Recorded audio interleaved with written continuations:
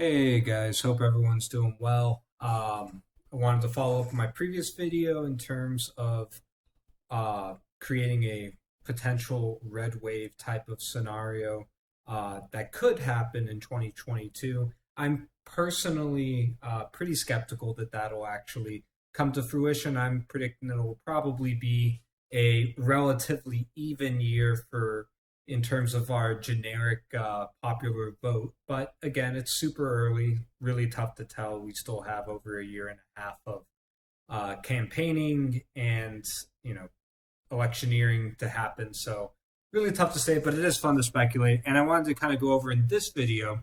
Last video I created the map, talked a little bit about the competitive states. This one I wanted to talk a little bit about how a red wave type of scenario could unfold. To start off, like right now, Biden is pretty popular. He has a positive 14-point rating, and this is his honeymoon period, which while it hasn't been as strong as far as most new presidents get, it is better than Donald Trump's, and especially in today's polarized era of our media and politics, a net 14-point margin is not the worst thing in the world. Even more popular than President Biden right now is his COVID relief package that the House Democrats just passed last night after debating and after the Senate parliamentarian ruled that the Senate version could not include the $15 minimum wage increase, but nonetheless, the most recent Economist YouGov poll shows it being immensely popular, with roughly 66% either strongly or somewhat supporting the bill, and 25% opposing the bill, with 9% unsure. And also, I would say most notably, enjoying a decent amount of Republican support at about a 39 to 50-point margin, which is really good considering they're the opposition party right now. However, I do think while this is more popular than Obama's stimulus package that was being proposed at the time in 2009 after the financial crisis, it was a pretty popular bill, 52 to 38%. With you would have to look at like the crosstabs by party ID, enjoying a decent amount of support from Republicans, especially early on, right before and immediately after his administration, and then dissipating out a little bit as I would say, people kind of got a little bit more entrenched in their beliefs, started kind of lining up behind their party, which is kind of what I expect to happen with this bill. With regards to its approval rating among Republicans. But again, it could go the other direction. But it's important to note that, pretty quickly, the support for stimulus started to fall.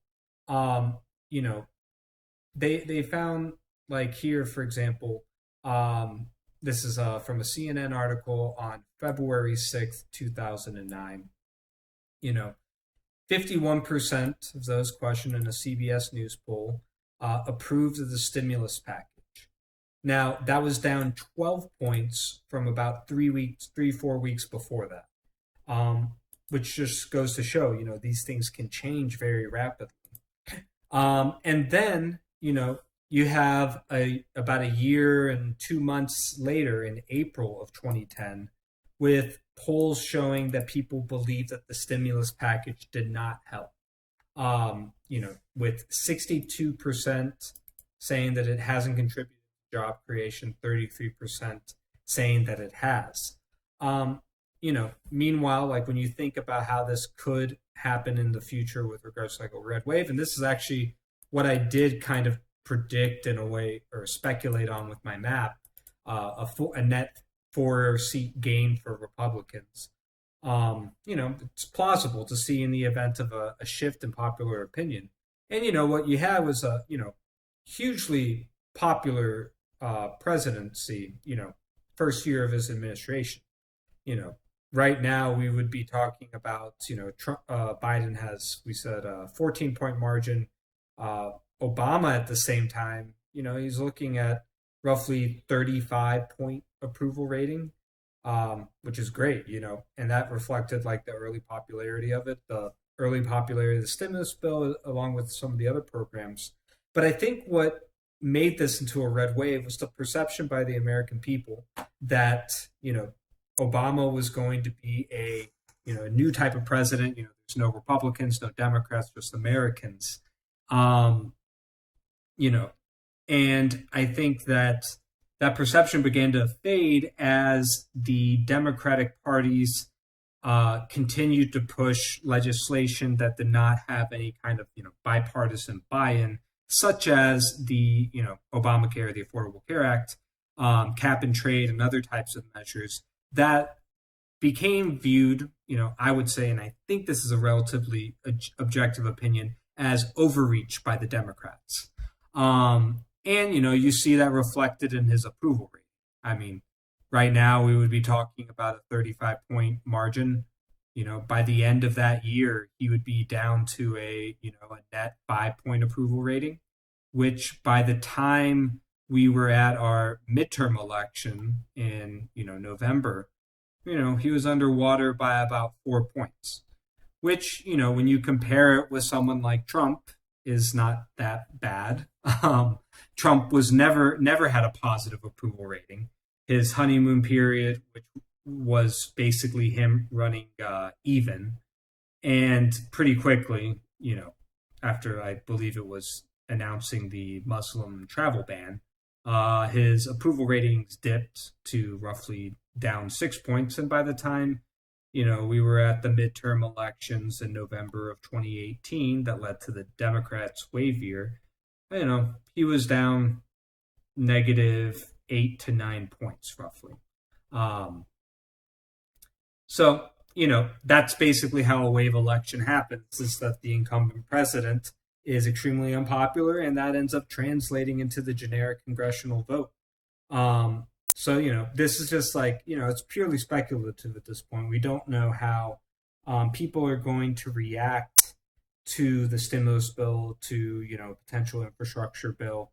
I do think one of the big differences this go around is that the economy has been such in a dump that recently that regardless of any additional stimulus, the economy is going to boom in 2021.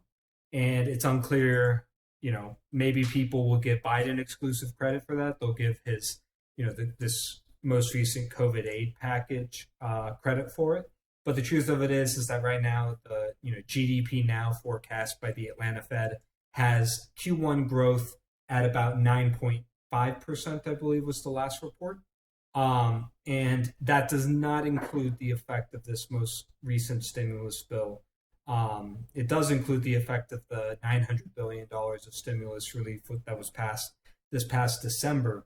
But it's interesting that even despite COVID cases ballooning in December and January, and the lockdowns that have persisted into January and at least early February, that we're still going to have 9.5% growth in Q1.